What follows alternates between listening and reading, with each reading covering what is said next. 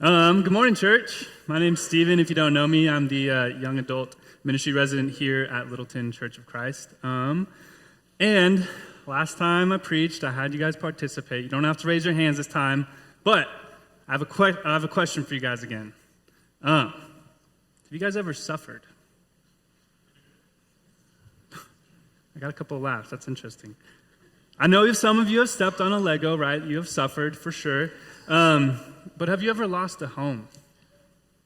You know, maybe gotten in a bad car accident, maybe dealing with ongoing health problems. Have you guys suffered? I know some of you have been through divorce or miscarriages or deaths with family and friends. I know you guys have suffered. I know you've been through moments when you've really come to the end of your rope. And I know I've been there too. I know you suffered, and I know that I have suffered, because I know that we're human. I can look back through time in history and see that suffering isn't something new. It's been around for quite some time. I think chapter 3 of the Bible, actually. And when I talk to you about suffering this morning, I'm talking to you as one who has felt the grief of suffering, and one who is immersed in great suffering every day I work at the hospital as a chaplain. I've heard the grating cry of a mother whose daughter overdosed on drugs, and they weren't sure if they could bring her back, you know? Just this last Friday, I sat in a room for hours with a mother and her 2 sons because they had just lost their dad. And I remember personally the day that my friend Dev was killed in a hit and run in Hollywood. So when I talk about suffering today, I'm talking to you as someone who's been through it myself. The sermon, as I was writing it, I was realizing it's as much for you as it is for me today. We're on a light note. It's Family Sunday, you know? Got to keep it light. Our text today talks directly about suffering, and it comes right out of the book of James, right? So it's written by the brother of Jesus, and he was probably a little bit familiar with suffering, being the brother of Jesus. And scholars like Scott McKnight think that James is actually one of the earliest New Testament letters ever written. I mean, it kind of makes sense, right? James is super practical. It's like, do this, don't do this. Do this, don't do that. What were the practical concerns of the earliest Christians? Right? They're asking, all right, so now we've confessed and believed in this guy who is dead, and now he's resurrected, and now he's ascended to heaven. What does that mean for my life? How is my life supposed to change now that I've become a Christian? And part of the community that James was writing to was all too familiar with suffering. I mean, in general, they were pretty poor. They were oppressed by the Roman occupants in the land, right? We read in Jesus' birth that King Herod had the power just to send a detachment of soldiers to go kill every baby boy in a village. That was just their life. They were familiar with suffering. And James, he's in Jerusalem. He's writing to the diaspora. He's writing to the scattered peoples, right? So not the local community in Jerusalem. So these people were far away from the apostles and the elders of the church in Jerusalem. They were far away from a Christian community that was supportive and comforting. And they're kind of in the outskirts, kind of in the middle of nowhere, scraping by. And they're asking James, like, hey, if I'm following the resurrected Lord, what is the point of my suffering? Why am I still going through the things I'm still going through? I thought it was going to be different. We're in a series right now about the resurrected life, right? What does it mean to live a resurrected life? If I'm supposed to follow this Jesus guy, how does that play out in my everyday life? I thought that being a Christian, living in this resurrected life, I thought my life would get easier. I thought it would get better. I thought there'd be less suffering in it. Have you ever asked that question? What's the point of everything I'm going through? If you're a faithful God that loves me and has offered me a resurrected life, why am I still suffering? Because I'm pretty sure the community of new believers was asking that to James. And here's how he responds. I'll just read it. He says, in James 5:7 through 11, he says, be patient then, brothers and sisters, until the Lord's coming. See how the farmer waits for the land to yield its valuable crop, patiently waiting for the autumn and the spring rains. You too be patient and stand firm because the Lord's coming is near. Don't grumble against one another, brothers and sisters, or you will be judged. The judge is standing at the door. Brothers and sisters, as an example of patience in the face of suffering, take the prophets who spoke in the name of the Lord. As you know, we count as blessed those who have persevered. You have heard of Job's perseverance and have seen what the Lord finally brought about. The Lord is full of compassion and mercy. Some of y'all know the drill. Okay, let's say that again. The Lord is full of compassion and mercy. Oh, it's easy, right? All right, we solved the problem of suffering. James, we're suffering greatly even though we're Christian now. What should we do? And James says, you know what? Just wait it out. Stop complaining. You're not the only ones who suffer. Don't you remember Job? Get over it. That's like the last thing you want to hear when you're going through something, right? Like, that just sucks. Stop complaining. Wait it out. Other people have had it worse. But at the surface level, that's kind of what it seems like James is saying. And that response just doesn't really sit right with me. So I think we got to unpack this a little more. I think we got to dig a little bit deeper to see what James is actually saying. I think in one hand, James is right. We have all suffered. We'll probably continue to suffer in some way. And it doesn't go away. Sometimes we do, just got to be patient and wait it out. But on the other hand, I think what James has given to us is a deeply theological perspective on suffering. Right? He says, see how the farmer waits for the Lord to yield, or for the land to yield its valuable crop, patiently waiting for the autumn and spring rains. He's saying, look how the farmer waits for this crop to bloom. Now, it sounds a little odd, right? Let your suffering bloom. What does that mean? I think James is saying we need to have a new perspective. See, suffering doesn't just end in a day. There isn't a quick fix. And it seems like we in the West, myself included, are very uncomfortable in engaging with suffering, at staring it straight on. Our own suffering or the suffering of others. We distract ourselves from it. We use drugs and alcohol to numb the pain of suffering and pretend like it's not real. We run from it. We make hospitals look like hotels to disguise the suffering inside of them.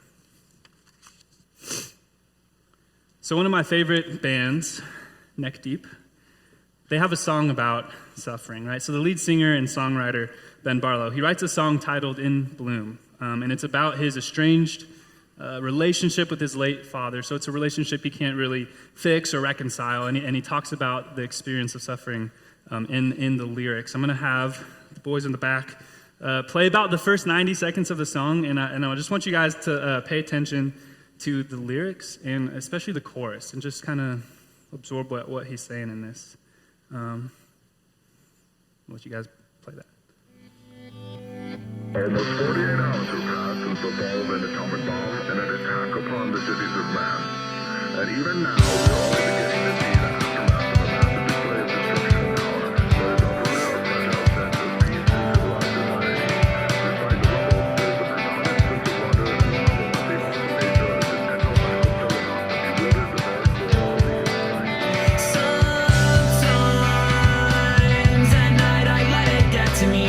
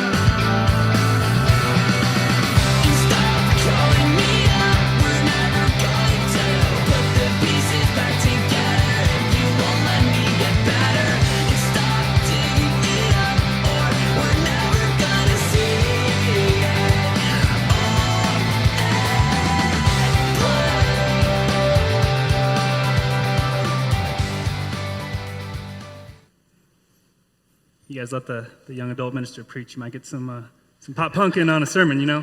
But that chorus, stop calling me out. We'll never put the pieces back together if you don't let me get better. Stop digging it up. We're never going to see it all in bloom. James says, see how the farmer waits for his crop? He doesn't dig it up when he sees nothing happening. He's got to wait for it to be in full bloom.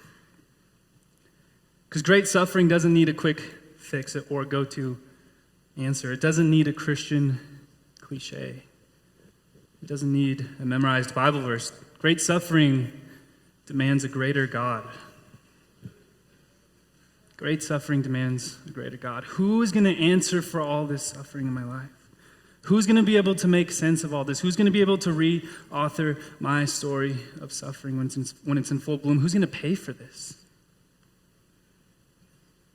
In our young adults class on Wednesday nights, we've been going over Christian apologetics. And part of that includes theodicy, which is the question of how can there be a good God when evil and suffering exist in the world? Who's going to answer for this? Other religions and worldviews, in my opinion, don't provide a satisfactory answer to that question. Christianity does, because Christianity claims a great God, a God who is greater than the suffering. And don't hear me bashing the other religions and worldviews, and especially not their followers, because every single follower of a world religion or worldview that's not Christianity is still made in the full image and likeness of God. But what kind of God then does Christianity claim? Who is this God that is greater than our suffering? James has a very interesting name for God. He calls God the judge. He says that the judge is near. He's standing at the door, peering into our lives and into our suffering. He's heartbroken over his precious children because he knows suffering was never intended for humanity. I'm talking like deep suffering and trauma. I'm sure Adam and Eve probably stubbed their toes a couple of times, but God never intended for us to experience that deep trauma and grief. But we live on the other side of the fall and the curse, where suffering happens. Sin slithers into every aspect of the human condition, and it wants to bring us down and destroy us. But James reminds us that great suffering demands a greater God, and that the greater God is the judge, and that the judge is at the door. And the judge has pronounced his judgment over our suffering. The judge is at the door. So when I was a kid, I learned how to ride a bike. You start with training wheels. And I remember the day, I think it was Christmas morning actually, that I took the training wheels off and I was ready to ride a bike. I was so stoked. It was cold. I remember it being cold and you could smell like the wood fires going around. And so I'm at the top. I live in a cul-de-sac. I'm at the top of my driveway and hop on my bike. I'm stoked. Helmet on. Wear your helmet. Just as a safety tip. And so I get up, I'm on the top of the driveway, I'm going down, and in the thrill and the excitement of finally being off training wheels and riding a bike and the cold wind in my face, everything that was vertical quickly became horizontal as I fell, and I hit my head, but I had a helmet on, so I was good. But I scraped my elbow, my knee, I was cut up a little bit on the asphalt, and in my own little way, in my own little world, I was suffering, right, as a kid. And guess who was standing in the garage door, waiting for this to happen? It was my dad, right? He was standing literally in the door because he knew what was about to happen. And I'm sure that as I was wobbling, he was already making his way down there with the hydrogen peroxide and the Band-Aids. He was ready to clean those wounds as soon as they happened. Wounds that I didn't want to clean because it hurts when you're a kid to do that, and I didn't know how to do that properly. My dad was there ready to put on the Band-Aids because he knew that's when the healing had to start. And our judge is standing at the door. James reminds us that our great God, the judge of sin, is standing at the door watching, ready to clean the wounds of sin and apply the Band-Aids of healing because he already has, the judge already has. The thing that causes human suffering, which is sin in this world, is judged by a faithful judge. The judge who gives the sentence of sin, condemns it, and then defeats the culmination of sin and suffering, which is death, through the resurrection of Jesus Christ. That judge, he looks at our suffering and he says, hang on just a little while longer. The suffering's been defeated. I promise you I've taken care of it. But when I start to clean those wounds, it might hurt. You might not even want me to. That healing is going to leave some scars. Great suffering demands a greater God who can judge sin and who can clean the wounds of sin. This judge who says, trust me. This will bloom in due time. But James, some of those early Christians are asking, maybe some of us are asking, my suffering's still around. I sit in it day by day, minute by minute. It hasn't gone away. And honestly, if God is so faithful in his judgment, then why is this still happening? How can I still believe in this God? You want to know what James says? He says, hey, remember the story of Job? That was a guy who suffered greatly. He had everything taken from him. He had his health taken from him, his wealth, his family. He was depressed to the point, we read in Scriptures, depressed to the point of scraping himself with broken pottery. Read that as you will. James says that was a man who was an example of perseverance in suffering. He says, you have heard of Job's perseverance, seen what the Lord finally brought about. The Lord is full of compassion and mercy. Sometimes I think I read perseverance, but I hear patience. Probably because James uses the word patience earlier in the text, like right before this. So I got to be careful when I'm reading this scripture because I don't get the sense that Job was very patient. Right? He sits in silence, for like 7 days in the dust. But Job is 42 chapters long, and for 35 of those chapters, he's dialoguing with his friends about what is going on. That doesn't seem when you have everything taken for you 7 days and then like a huge conversation, that doesn't seem very patient. But it does seem very faithful, because maybe perseverance is about being faithful that God is full of compassion and mercy. Because no matter how much his friends try to argue that he's done something wrong to cause his suffering, he never loses his faith in God. He even affirms God's sovereignty in the suffering. He recognized that all of his great suffering, all this stuff could only point to an even greater God who is in charge, a God who is the judge, a God who responds to our questions, who doesn't let us suffer alone, who sends friends to sit in the dust with us. And a God who is so great, his response is, where were you, Job, when I created everything? He doesn't even directly answer Job, but he does remind Job that he's in control over everything. God is sovereign over everything, even your suffering, because God is a God who is greater than it.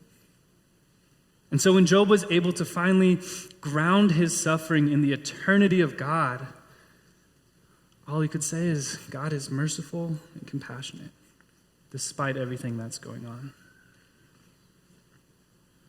That sucks to hear, right? You might never get an answer to why you're going through what you're going through. And God will still remind you that he's in control. If you need to hear that today, right now, then hear that God is in control. If great suffering demands a greater God, Christianity reveals to us a God who is the judge, who is in control, and who is full of mercy and compassion. God doesn't want you to suffer alone. And so it's within that understanding of the God that we worship that we are able to reauthor the meaning and the purpose of our suffering. We're able to see what it looks like in full bloom. Tim Kelly, he said it last week in a different way. He said, your narrative is refashioned by the resurrection.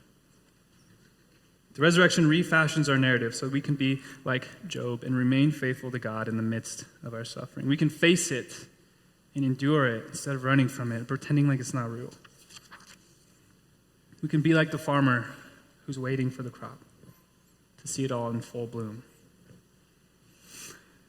So what does that look like then?